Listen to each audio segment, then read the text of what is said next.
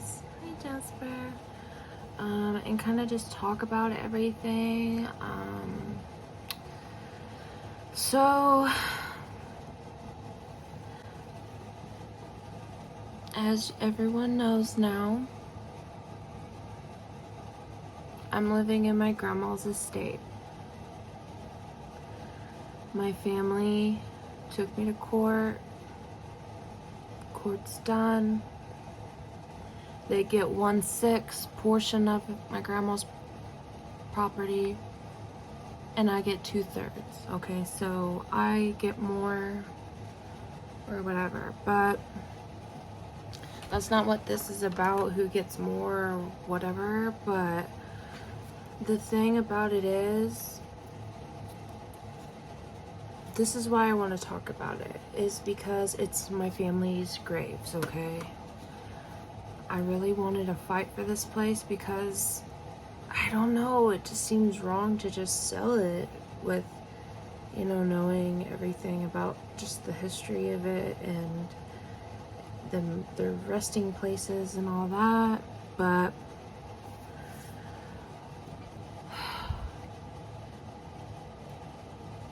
I was really scared that day. I really thought like my family was coming to hurt me. Like, it was really scary. Like, just hearing, I'm glad I got the security camera set up for that reason. One, not only for my safety, but also just for people to kind of look at themselves and see how they really do act with others around them, and how they may perceive that they may not be a bad person, but when around other people they do act different, you know. And as you could hear in the security camera footage, after that was the day of court, okay? So I was 2 hours there. They weren't supposed to show up, okay? They were supposed to get a piece of paper from the law to give them permission to come here and assess the property, which is like take pictures, and like gather, you know, evidence of what the property estimate would be, okay? And the property estimate is, you know, I'm not gonna disclose how much it is, just because, you know, for my personal privacy and safety and everything else. But I did want to get on here and talk about it because the day that all happened, that was the day of court when my family like just showed up here, broke into the barn. He says he had the right, but he didn't have the papers then, okay? So, I mean, it's not about arguing, it's about the fact that how they did it was really, really scary, okay? And losing my dad, they knew I was here by myself, okay? And I think they took advantage of that, and I think I just don't understand why they did it so hastily, like the day of court. It was like they were so mad, like, and enraged, and I could feel it, okay? I knew something was gonna happen, okay? I tried not to talk to them. I tried not to look at them. I tried not to engage with them at all because I was terrified. I didn't know what was gonna happen next. I didn't know what crazy thing they were gonna start saying about me, or if they were gonna start rumors around town about me because they were so mad about the way Grandma wrote the will or whatever. And it's fine, okay? Heirship, you know, my grandma, you know, they had a fair right to challenge me in court for heirship, and, you know, good on them, they get a portion. But in order to keep my grandma's property, I have to buy them out, okay? And my lawyer says that my uncle's bid is too high to even be reasonable with, so I don't even know what the buyout would be, okay? If they get 1/6 of the property, I don't even know what that would be. If it's like, you know, 4, almost 5 acres, I don't know how much that would be portioned off or whatever. But the reason why I wanted to fight for it in court is because the graves are here, okay? Also, like, you know, the house and all that, I had a place to stay. It was my grandma's home. It just had like memories. I took care of my dad his last days here, and it's just been hard, okay? This whole case has been hard. It's been hard emotionally. It's been hard on me physically, it's been hard. I've had back surgery. My right leg is still numb. So it's like I'm fighting with, like, you know, challenges, lifetime challenges, physical challenges, extreme stress and anxiety, fear, worrying, anxiety, and yeah, and it's like you don't know who to trust because your own family's suing you, right? And then this is what's confusing is I feel like, I don't know, at times they're nice and then at times they're not. And I don't mean with all my family members, I mean one in particular. And it confuses me. And I think I don't know if it's a mind game. I don't know what it is, okay? I don't know why they're doing this to me. I don't know why they're okay with selling, you know, grandma, grandpa, Uncle Donnie, dad, Otis, family dogs, the pugs, like all the, you know, families, like whole lifetime of animals they've had out here, okay?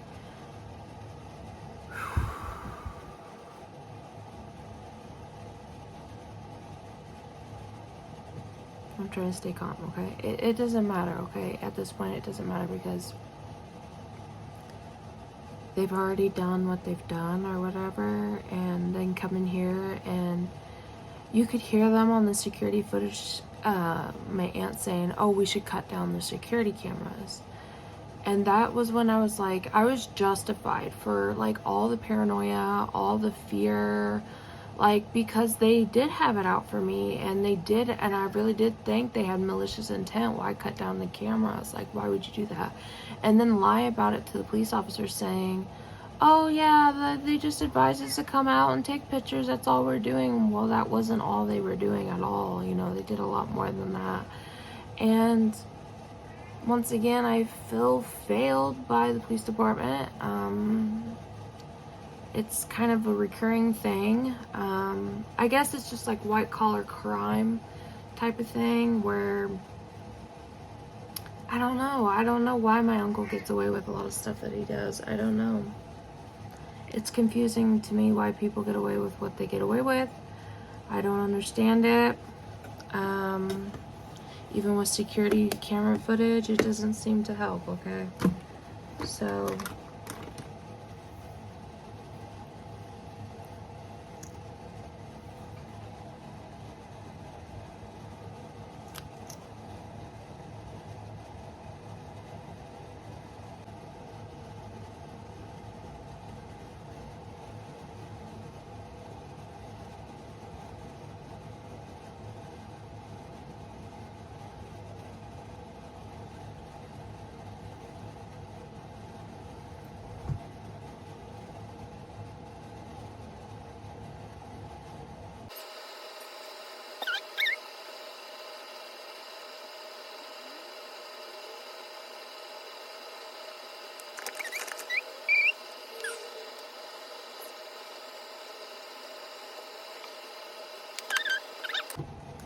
you're a cute boy.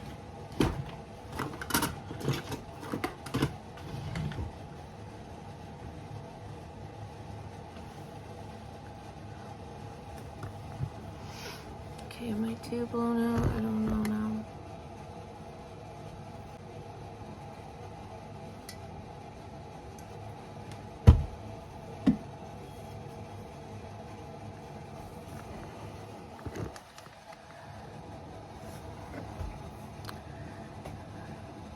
But I guess, guys, I just wanted to get on here and talk about, like, just my life and its transitioning phase.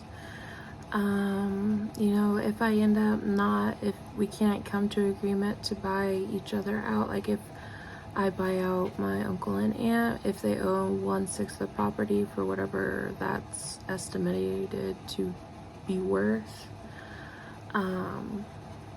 yeah, I'm trying to figure out how I'm gonna figure out all that, and if I even have it, and if I do end up being forced to have to get rid of my grandma's property by my own family, then I'll figure out somewhere else to go. I'll get like a small little cottage somewhere, probably still private. I mean, it's nice to live in a mansion in an estate or a manor, whatever you want to call it, but it's like when it's just you, it's kind of ghostly, you know. But It tells me you just want to play right now, honey. He's clawing my foot. It hurts. He's got long, sharp claws.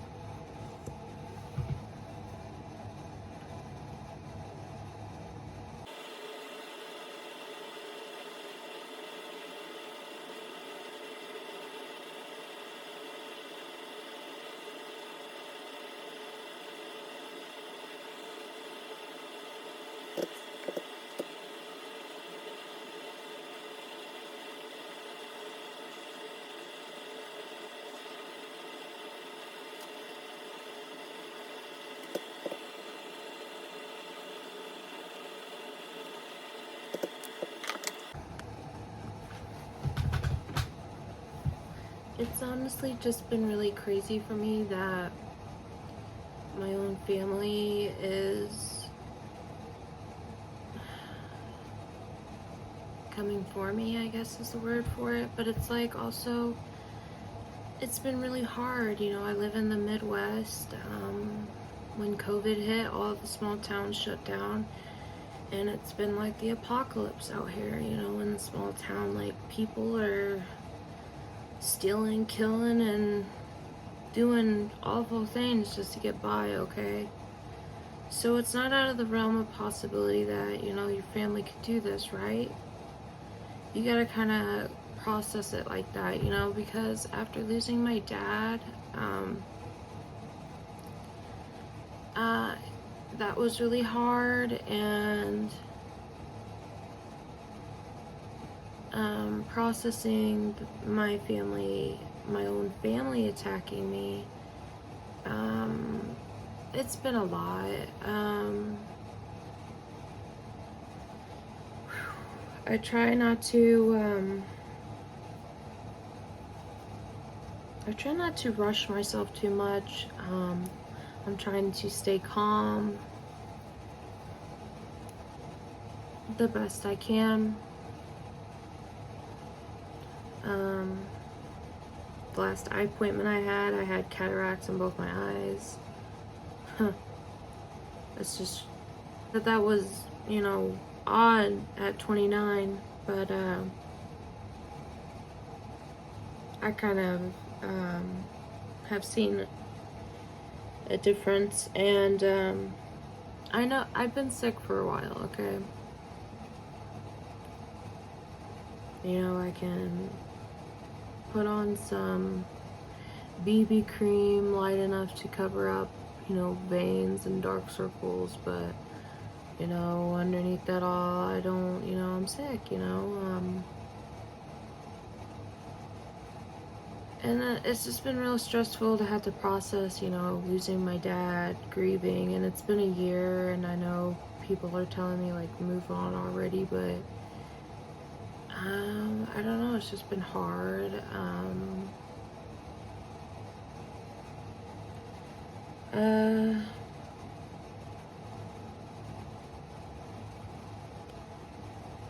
And some of my family members, I really want to trust them, and I really want to talk to them, and I really want to, you know, have this, like, casual relationship where we meet up on holidays or get coffee and talk, catch up about our life, or, you know, every couple months or every year, whatever. But, you know, sometimes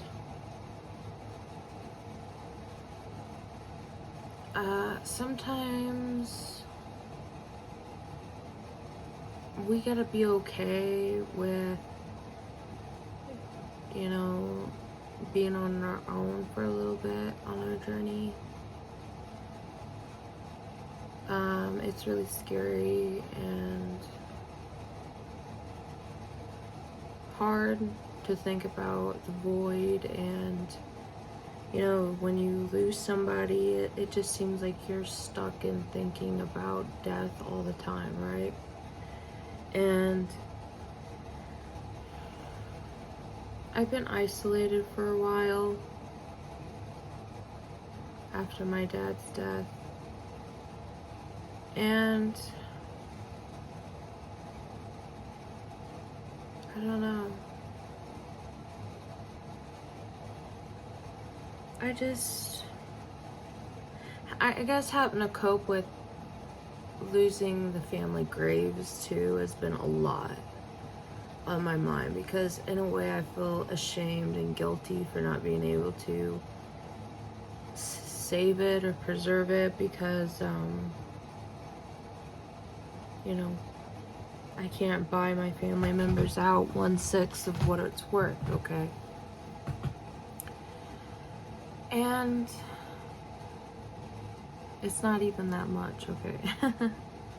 It's actually quite small in comparison to, you know, I'm grateful. I'm not trying to say anything, but I'm just saying realistically in the terms of, you know, farm, land, property, it's a small amount of land, okay?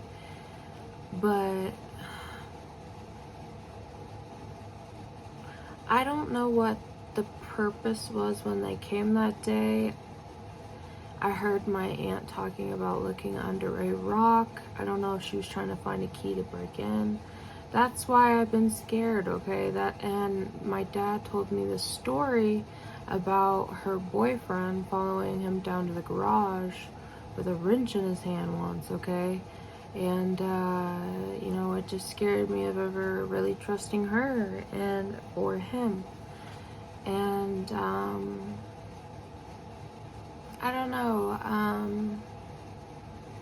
I just don't know who to trust, okay? And it sucks. It sucks so bad, because I don't know if it's when you're going through grief or what it is, but you're so scared and confused, okay?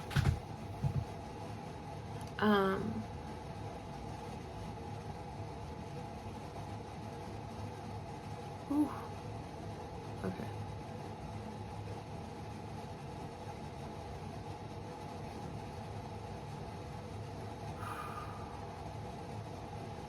I've been through so much death. Oh. It actually makes me physically ill to think about it. I've been through so much death, like, literally, Daniel, my brother, my dad, my uncle, my grandpa, my grandma, you know, it's been a lot. That's 5, right? And I have other family members that are still alive that are going through a lot health-wise, and I wish I could help them. But I put a lot into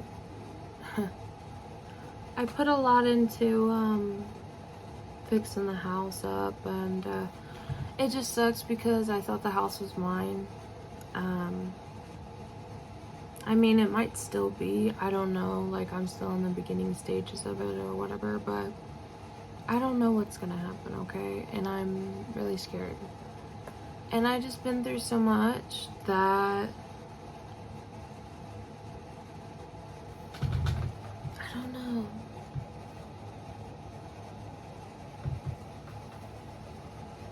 I just been through so much that it's literally like I've been through trauma, okay?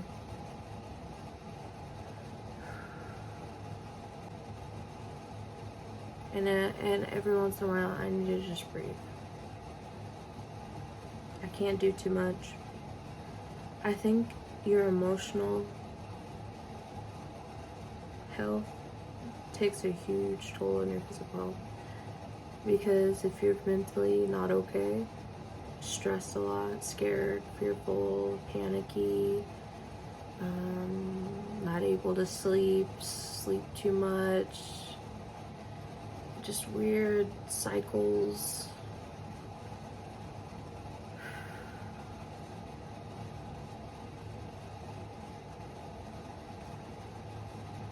And it's like, I'm not trying to scare anyone, but if you ever been through death, you know, someone who's passed that's really close to you, it's like walking through purgatory. It's really scary. I feel it in my whole body, okay? When my dad was dying, I felt it through my whole body. Like, when I knew he was going, like, I felt it in my whole body, like an icy chill through my whole body.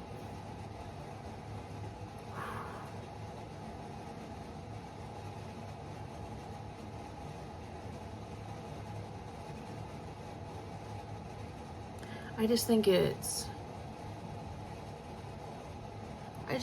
traumatized me.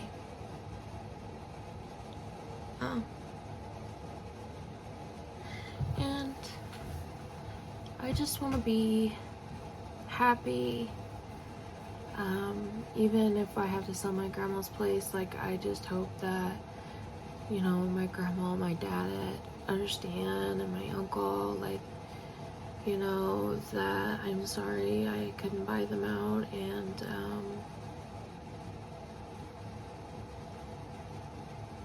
I hope they're not upset with me.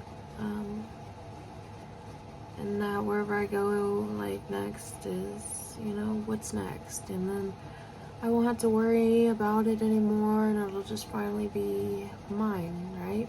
With no weird legal stuff involved, deaths involved, whatever. It just hasn't even been a year yet since my dad's died, and then just like immediately after he passed, it's been non-stop harassment. And it's not just, and I don't mean it in like a bad, like, well, it was bad in the beginning. I mean, it was bad, then good, then bad, then good, then bad, then good. But see, the thing is, the sad thing is about down here that I've known since I was a little kid, watching it, not just in my family, but on others' families, is when someone dies, like the elder in the family just, they fall apart, okay? Whatever was holding them together falls apart, and it's all about money at that point, and material things, and what they can hold on to, not just for financial sense and stability sense, but also memory sense, essence sense, or whatever. So I understand it, and like I said, like, I was respectful being here in my grandma's house. I took care of it. I put money into it. It was an old house, okay? And, you know, I paid it, you know, to keep it up and to keep it livable. Yeah, you know, I didn't have as much money. You know, labor's a lot of money. You don't really think, oh, I'm gonna go buy a new toilet at Lowe's. And, you know, oh, well, Lowe's is going to install it. Well, you don't think, oh, well, the same price almost as what you bought the toilet for is what you're going to pay for them to install it, okay? Because labor's a lot of money, too. Not only that, but just upkeep here is a lot of money. It takes everything I have to just keep going. And I'm just getting tired, you know, after I had surgery on my back, I'm just tired. I'm realizing I'm gonna have to slow down a bit and, you know, take joy in littler things. Not set such a high level of, like, I have goals, right? But don't set a goal so high up in the air that, not that you not reach it, but it takes a long time to reach it, or a lot of effort, and you don't I need to give myself smaller goals to accomplish, and I've been doing that. See, and the satisfaction I find in that is whenever, if I do the dishes, I'm like, oh, I get a boost of like, you know, I feel good about that, right? And then, or if I, you know, do something, just my chores or responsible laundry, whatever. Like right now I'm behind on laundry. That's something I need to do. But I haven't been doing it because I fell in the kitchen and I split my knee open and I bruised my wrist. I don't know if you can see it there. After I had surgery on my back, my right leg, it's numb, okay? And I walk on it on the edge of my foot, okay? And I always end up rolling my ankle, and I've fallen. Oh, it's so embarrassing, especially when you're a bigger person, when you fall in public, especially like right out in front of the store, and you're trying to get up, but you only got one good leg, and the one good leg has already been walking through the store for 15 minutes, so it's tired. So then you have to just kind of throw your weight against the car and just like drag yourself up. And people look at you like they're like you are insane. But it's like, I've had some people come up and like be nice and help me up and like walk over and like lift me up. I fell outside my doctor's appointment and busted my head open on the side of the concrete and blood dripping down my head. And the girl was so nice. She got me up. She's like, are you sure you should drive? Are you sure you should drive? She's like, I don't think that's a good idea. And I was like, I don't know. It's like, it's not often people help me, but when they do, I'm like, thank you, good Samaritan. I didn't have to work extra hard to get up this time. It's like, and I try not to take my cane in public, but it's getting to that point where I just might do. It's like, I don't need my cane all the time. It's just on bad days, like when I fell. Then everything kind of gets thrown out of whack, especially being bigger, like my neck and shoulders. Ugh. I know I sound just like an old person, guys. I try not to talk, but I think I have some kind of arthritic problem. Oh, when I get up, it snap, crackles, and pops. Okay, here, let me show you. Can I? Oh, really, Jasper? You see a little man down there? You see that big man back down there? Hi, little big black bean. Oh, you're cute, Jasper. Look at that big old belly. Look at that big old belly. You're a cute man, Jasper. You're a cutie. I love you. Wanna give Mama kisses? I love you. Oh, you're a handsome man. You're Mama's handsome boy. Yes, you are. Okay.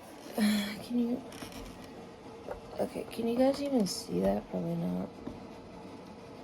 Okay, so I like cut my, can you even see it? No, you can't. I like cut my knee open right there. Anyway, yeah, that hurts, man.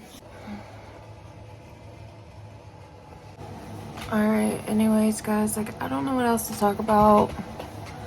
That's basically everything.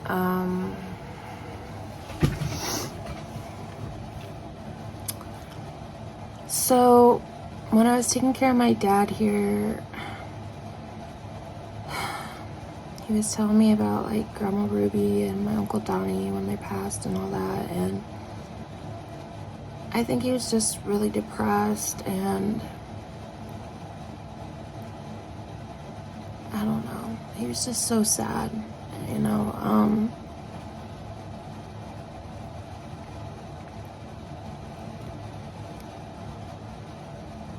I just didn't like, it's not that, I don't know, it's just everything that my aunt had said right after my dad passed, like just all this crazy stuff texting me.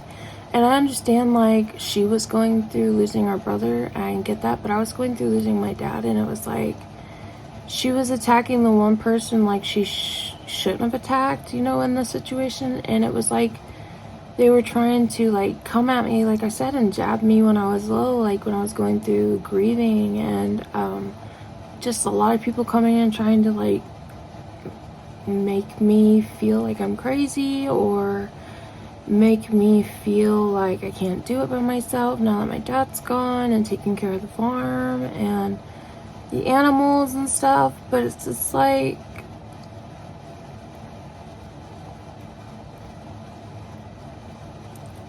I don't know. It's just been all real sad, honestly.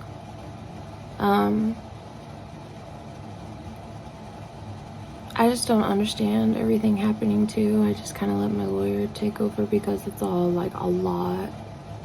It's a lot. And it's been going on for, well, like I said, my dad hasn't even been dead a year, but they've been harassing and calling and just saying all this crazy shit even when my dad was alive. So I don't know. It's been over a year that they've just been slowly just trying to, I don't know. And maybe they wanted to talk to me, and maybe my dad just made them sound scary to keep me away from them. But why would he do that? You know, I don't know. And it's just like I said, everything's just so confusing and so scary right now. When you don't know who you can trust. When it's just the way they did it, okay? It's just the way they came over here and like just forced their way in, like, and tried to force their way in, and then tried to look for a key, starting to cut down the security cameras, trying to look for a way to get in, breaking into the barn, you know, when they weren't even supposed to be here. We had court that day. I was in the court for 2 hours, okay? I had just taken a shower and was in my night clothes. Like, I wasn't expecting them to be there and to force their way in like that when I wasn't even in a space to even... I was scared. I was like really, really scared and like stressed. Like, why? Like, I don't understand. I feel like it was a scare tactic on my aunt's part. I don't know, like, everyone, you know, my uncle says, oh, you know, so-and-so is a good person, and, you know, they're never against anyone, but, I mean, when you play the tape back, she said she wanted to call the cops. When they were breaking in, like, they were trespassing here and breaking into the barn here. And they want to call the cops on me. That doesn't even make sense. Like, there's something wrong. And then, like, you hear the security cameras, my aunt laughing, like, hysterically laughing periodically and, like, calling me paranoid. Saying, like, all this crazy stuff. Like, it's a shithole here. Who would want to live here? Like, at the family graves, guys. Like, that's like going to your mama's grave. That's like going to your daddy's grave. Going to your aunt, niece, and uncle's grave. Someone's grave, you know. And just saying a bunch of crazy shit where the resting places is just like mind-blowing to me. And so I was in there on the mainframe watching all the security cameras, listening to them. And I was like, oh my god, like, if she wants to cut down the security cameras, why does she want to cut the security cameras down? She wants to try to hurt me, right? And then that's when I started to get really, really scared, okay, guys? It was like, I didn't know what was going to happen. I didn't know the cops were coming. I didn't know, like, they were taking for a while, and I was just scared because I was out of, you know, I was out in the middle of nowhere. So it was just a waiting game, okay? It was like a standoff waiting game between me and them. I had everything locked up. You know, I know now how to lock up better the barn because now I know how he could possibly be getting in beforehand, but it was just scary, okay? It's scary. When this is your life, when you live, and it has nothing to do with you. And when it has nothing to do with you at all. You're just a victim of circumstance, okay? If someone writ a will and they writ a will a certain way, and if that person never even seen the will, never even knew about a will, whatever, why are they gonna be mad at that person? Okay, that has nothing to do with them. Okay, whatever.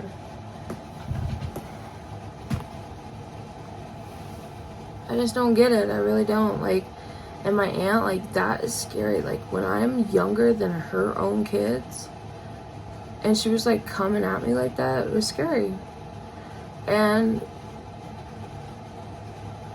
my uncle was like asking, you know, about like things I had still that of the families in the house, and it was just like, I hate to say it, but it just felt like I was, like a bunch of pirates came in and they were just like, I don't know, maybe that's too harsh to say it that way, I don't know. I'm just trying to say how I feel in all this, and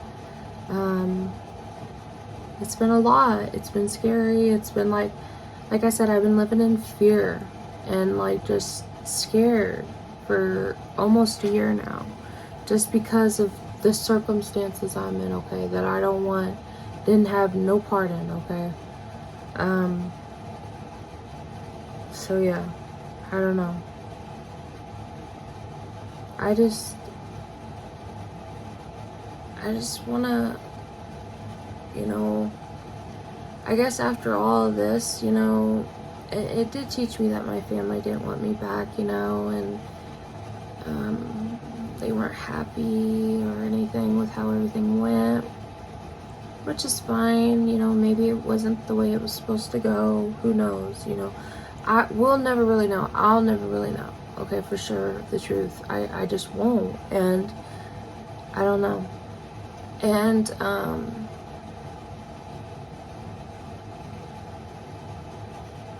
I guess after this is all over, and you know, I'm glad I saved some of my dad's ashes in an urn, so I'm not gonna have to fully, because I just had this feeling that they were gonna do something like this. My dad warned me they would, so I was just scared if my dad wanted to be his ashes put out here with everybody else's. I just wanted to save a little bit that way, you know, if something did end up happening, you know, I had it still, so it's not gonna be too traumatizing.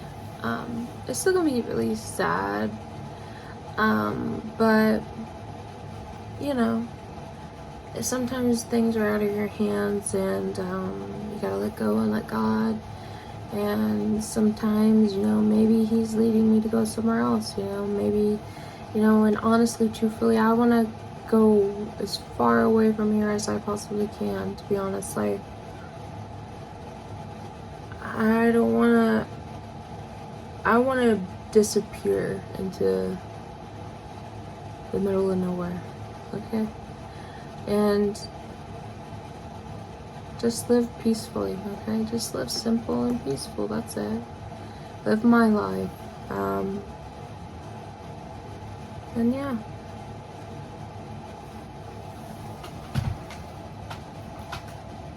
Guys, well, I guess thanks for coming in and hanging with me. Let me talk about some things. And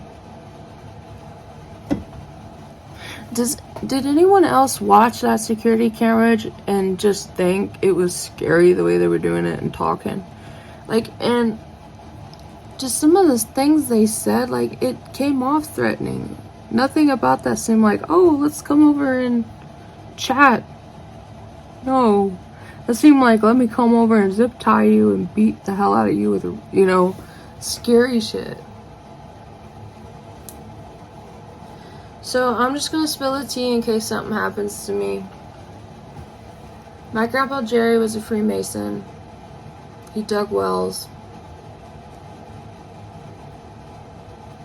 He built the whole bottom half of the house, the split level of stone. There was the Holy Bible on the table. That's where it always stayed, and above it on the ceiling there was an E etched on the roof, okay? I don't know if it's true or not, but I think there's like a rumor in the family that there's treasure hidden here, like Freemasonry treasure or some stupid crap. I don't know. But whatever it is, it's making my family go bonkers, okay? I don't know if it's true. I don't know if it's just something my grandpa made up to just like get them involved because they knew they always liked money. But yeah, to be honest with you, if there is a treasure here, like, I don't have the back to dig for it. And if Jerry did hide a treasure here, he wouldn't make it easy to find. He'd probably make you tear up some shit to get at. So, you know, who knows where it could be. It's a mystery that we'll never know, and maybe one day someone will know, you know. So I don't like when people come to the house beating on the door, demanding me to come out of the home,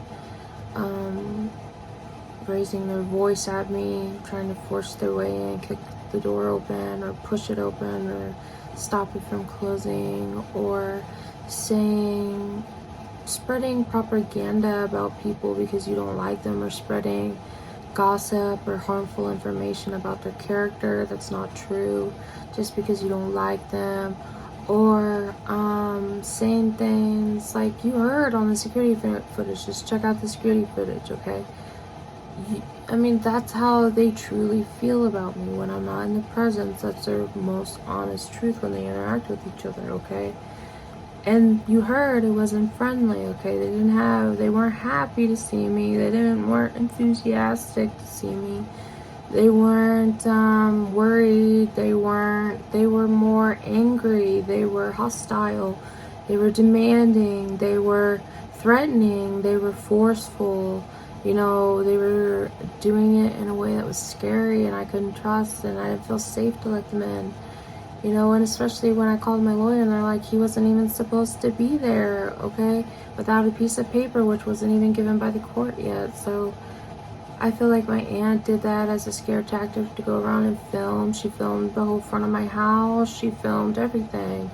And one has to wonder why she would do that. Besides, you know, she's advised to take pictures of the property, but some of the stuff she filmed wasn't necessary in my eyes. And so that's what's also making me feel fearful, is that she's weaponizing information on me. And so that's also what made me realize that I wouldn't be safe here anyway, because they made me feel so scared that in filming, you know, my car plates and stuff like that, that wasn't necessary and stuff like that.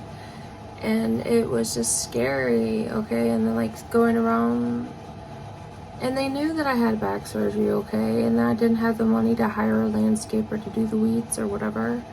And they were talking about that and filming all that and thinking how funny that was. And, well, if you were, you know, a good, you know, family member, you'd probably offer to come out and help. But no, you don't. You try to bully me all the time. You try to push me down with everybody else and have control or power over me in some type of way. And that's just not fair. It's not right. I don't know how they got out of that. I don't know how they managed to lie their way through that. I don't know. I don't know how much it's going to take to pay them off. I wish I would know the magic number. But, you know, I don't know. I don't want to make it sound dramatic or anything, but if you've ever heard of the story of Anne Frank, that's literally how I felt. Like, people coming to my house, like that level of fear of having to run and hide, and it's my own family, okay? That shouldn't, in my eyes, that should have never happened, okay? I felt fearful for my life. I had a pistol, loaded gun in a bathroom, scared for my life that they were coming in to hurt me, okay? They've had nothing good to say. They've been taking me to court. Why would they be here for anything other than, you know, to hurt me?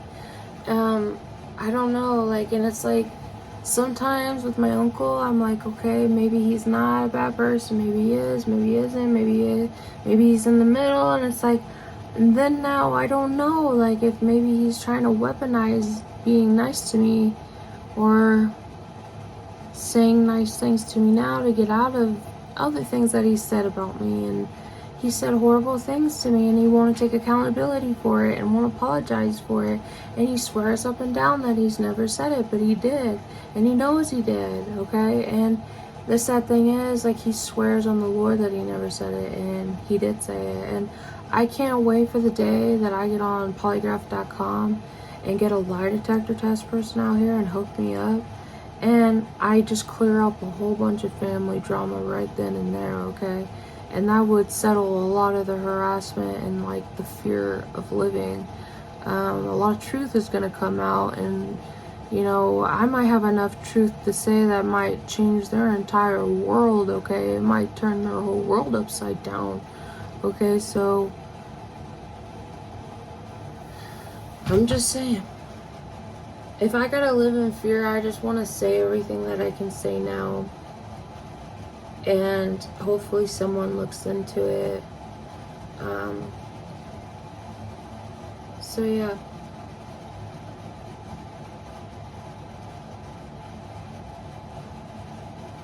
A box turtle on the road. I was driving down the road, and right before I got to my house, there was a turtle in the middle of the road, and its shell looked like it looked like something had damaged the shell. It had like a big slash through it. I don't know if it's gotten run over or something attacked it or whatever. So I went and got some box turtle food, and it's been cute. I think it's like a little turtle, like a not a baby, but not an adult, you know. Yeah, it's cute, but it hisses, which is kind of funny. Hi, little turtle. You see come out of your shell?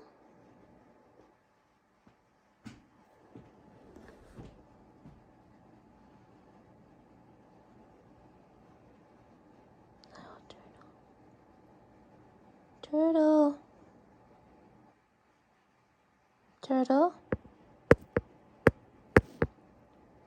Come here. You want a treat? Here. Eat some more of your food and water.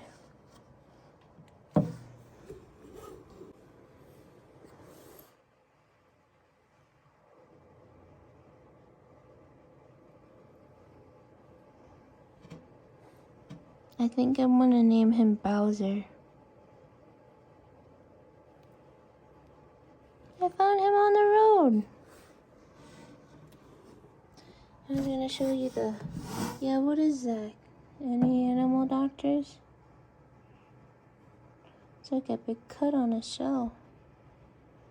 Like a scratch, maybe, of a wolf or something.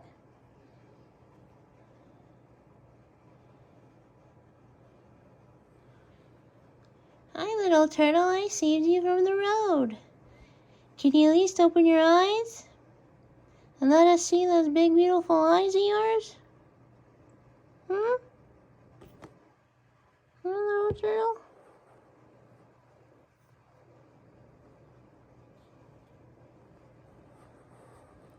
Oh, don't close up. Come on, let me see your beautiful eyes. Let me see your beautiful eyes, Mr. Man. Or if you're a girl, I don't know what you are. I don't know how to tell turtles. Maybe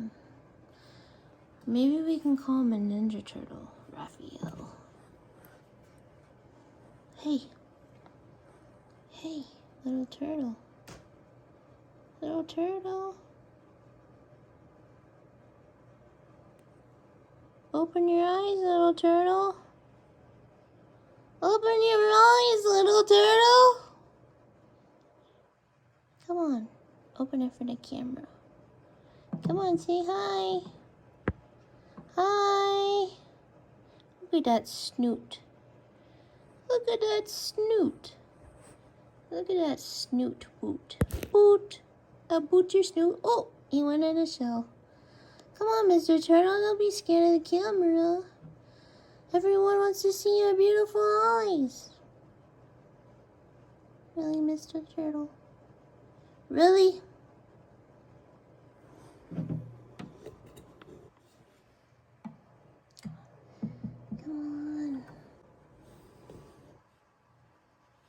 Come out of your shell, sir. Come out of your shell, sir. I see that snoot. I still see that snoot, boot. Come out of your shell. Come on. come back when he's out of the shell, I guess.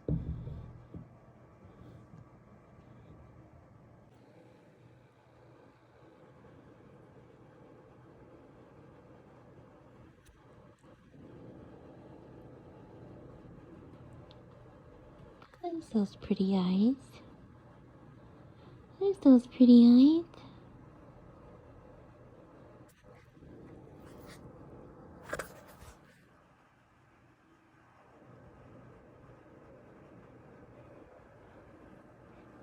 You baby turtle?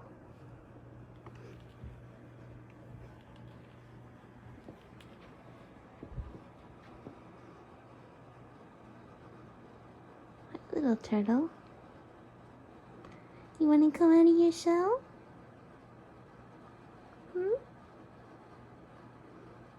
Cute little turtle. Am I gonna name you Bowser? Or would you rather have a different name? How about Herb? No? What should we name him, guys? I saved him from the road. Look how cute he is. His cute little mouth. Oh.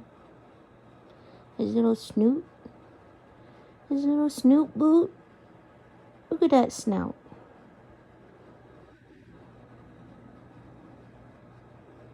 What do you want your name to be, little turtle? You look like a little dragon in there. You got any treasures in that treasure shell of yours? You got any gold in that shell? You got interesting eyes. Oh, I feel your foot. I feel your foot, little man.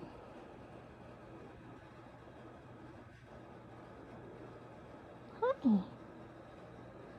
You gonna come out? You gonna come out of your shell? Little turtle? I got you some turtle food and water. Why are you not eating or drinking? You scared? You scared, little turtle? Don't be scared. Your little hands. Whoop. He got scared when I touched his foot. Hi, little turtle.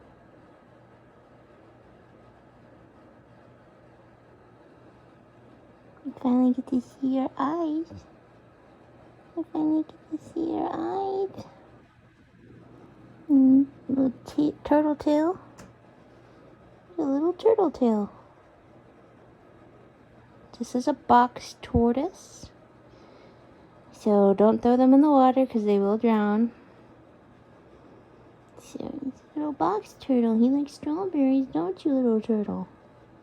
You like strawberries, don't you, little turtle?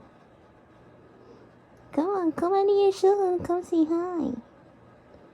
You're cute. You got some red lips. Some cream on those lips. You need some chapstick. You're cute. You're a cute little man.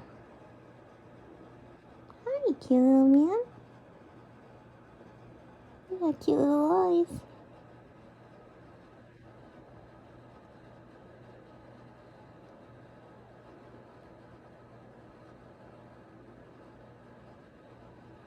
Don't close up, little turtle.